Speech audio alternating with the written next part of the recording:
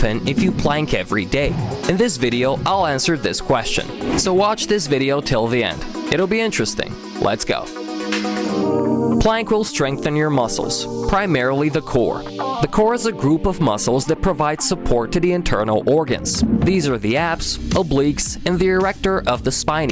Why do people often have abdominal hernias? Because they have weak core muscles. If a person has developed core muscles, then the likelihood of a hernia is extremely small thanks to powerful muscles. So you need to train the abs and obliques not only to look good, but also for the health of the internal organs too. Plank will develop your back muscles. Plank has a very good advantage. It helps develop back muscles without the risk of injury. Exercises such as the deadlift are certainly great, but the downside of the deadlift is that you need to perform it with impeccable technique. And then, many people who practiced it were injured and had to recover for a long time. Of course, the exercise is super effective, but very traumatic. On the other hand, plank is not traumatic. Moreover, if you perform plank regularly, it'll help you strengthen not only the lower back muscles, but also the upper ones. And the developed muscles of the back not only look good from the outside, but they're also a very good prevention of back pain. In fact, most back pain is due to underdeveloped back musculature, so the plank will help you in that case too. Plank will fix your posture. It is well known that posture instantly sends conscious and unconscious messages to all people around. A person with good posture is perceived as a confident and attractive person. Indeed, most of us evaluate a person by how straight his shoulders are. So if you want to look fit and good, then posture is extremely important, and the plank will help you because it strengthens the muscles of the core and upper back.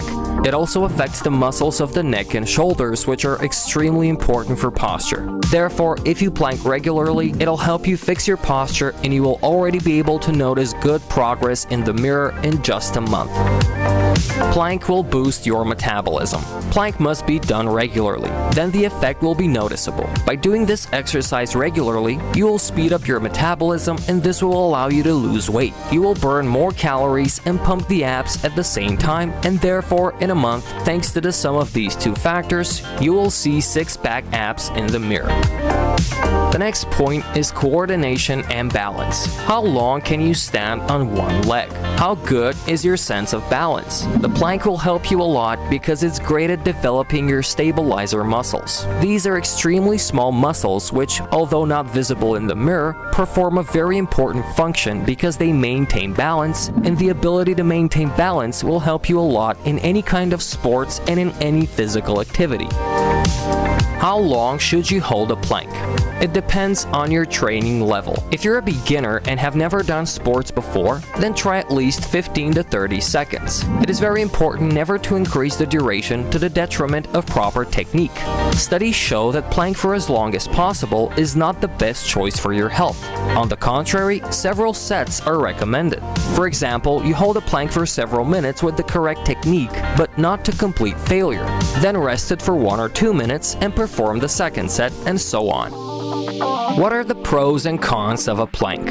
The advantages are obvious, some of which I have already mentioned. This is simplicity, accessibility, strengthening a number of muscles, maintaining a straight posture, as well as the ability to perform this exercise almost anywhere. But there are some downsides to this exercise. The first one is that if you don't follow the correct technique, you can create excessive pressure on the spinal discs, lower back, and shoulder joints, which is why I always say that technique is always more important than duration. Another disadvantage is that excessive holding a plank can increase blood pressure, which is why it is recommended to do several sets with a break of 1 or 2 minutes without bringing yourself to complete exhaustion. And what about the correct plank technique? In fact, more than 100 options for its performing have already been invented, but I will talk about the classic version, since it is the most popular and great for beginners. You get into a push-up position, bend your elbows 90 degrees, and shift your body weight to your forearms. It is important to remember that your whole body should form one straight line. Automatically with this, our stomach is tightened and all muscles are tensed.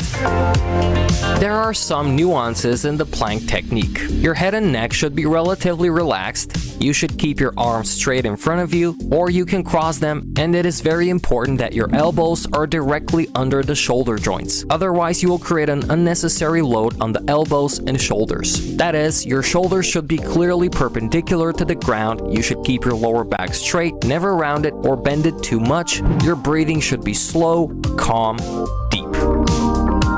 It's very important to say about the contraindications of plank. Plank cannot be done by pregnant women and people who have a back injury. It is also not recommended for people with hernias or problems with the elbow, shoulder, wrist, and ankle joints. It's also not recommended for people who have a tendency towards a high blood pressure.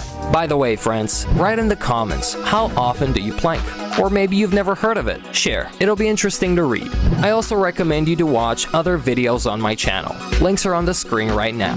If you like this video, share it, push the like button, and subscribe to my channel. See you soon.